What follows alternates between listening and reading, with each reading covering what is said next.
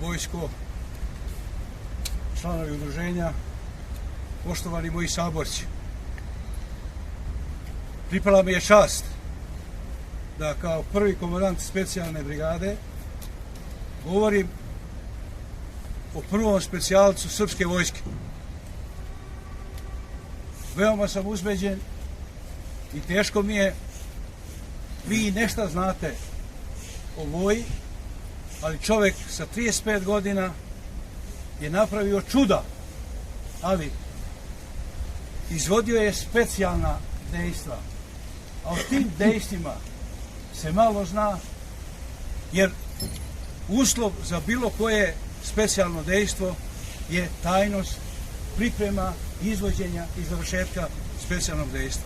Zato i o voji ne znamo mnogo, ali zato neprijatelji znaju.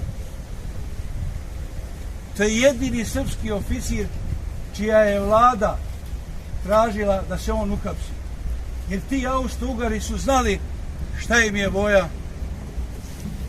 radio.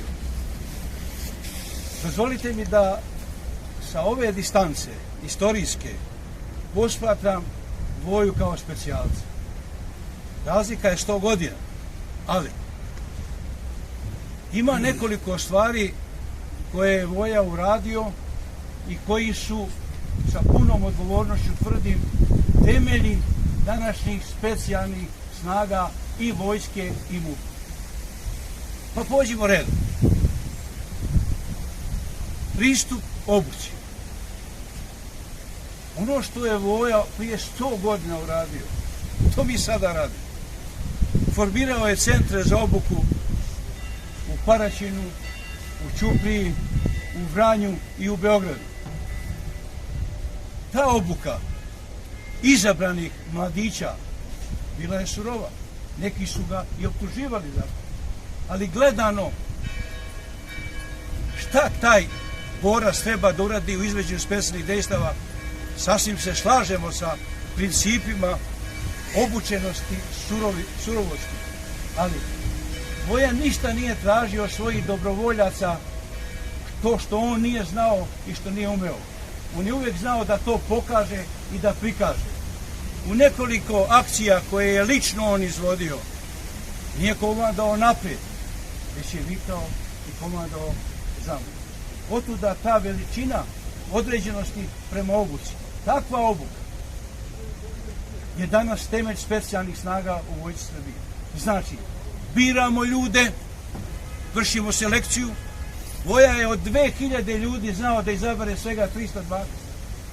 Ne može svak biti specijalac, bez obzira da li ga volili ili ne volili. Ima nešto što se zove predodređenost da bude specijalac. A onda mora biti dobrovoljac.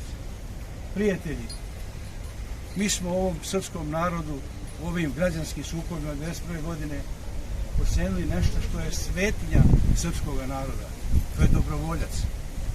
Niko u vojnu jedinicu nije mogao da uđe da nije bio dobrovoljac. Govorim kao komandant 72. brigade. Nikada nikoga nisam primio koji nije bio dobrovoljac. Ne može bez toga.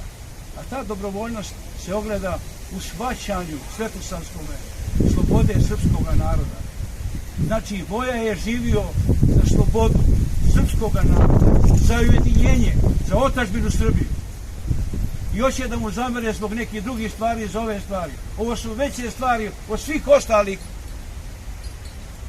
dešavanja koje je on kao čovjek koji je mrzio kriminalce, profitere, ispoljavao u svom privatnom ponašanju. Ovo je daleko više. U taktici specijalnih dejstava i danas proučavamo njegovu taktiku dejstva u staroj Srbiji, odnosno Kosovo i Metohiji. Čujte, prije 100 godina čovjek izmislio četice koje brane sela, a ima interventnu jedinicu koja je najjača, najsposobnija da se u datom momentu, na najugroženijem pravcu uputi i reši situaciju.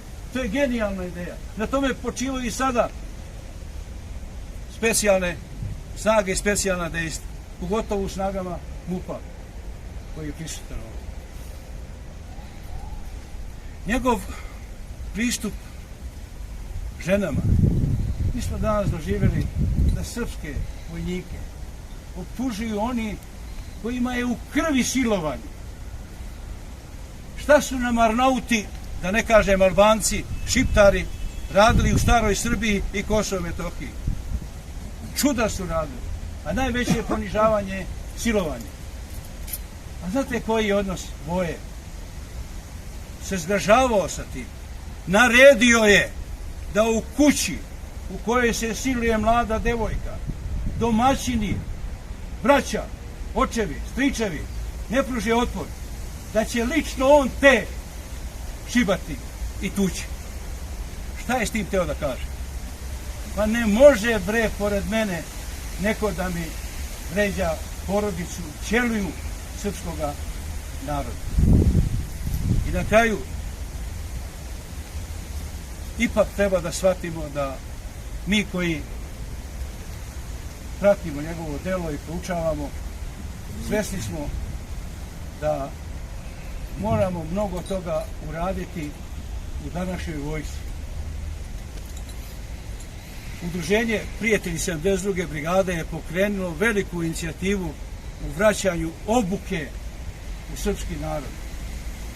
Taj Voja je izmislio obuku, a mi kažemo danas, bez obzira na napredak tehničkog faktora, jedino izvesno u budućim eventualnim sukobima su vojnici neobučene, neopremljene, žive sile.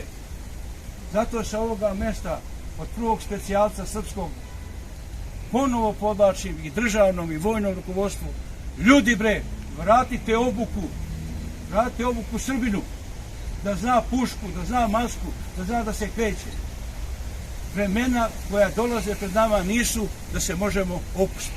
U to ime, Vojo, hvala ti što si nas naučio da cenimo obuku i da cenimo srpstvo. Hvala vam.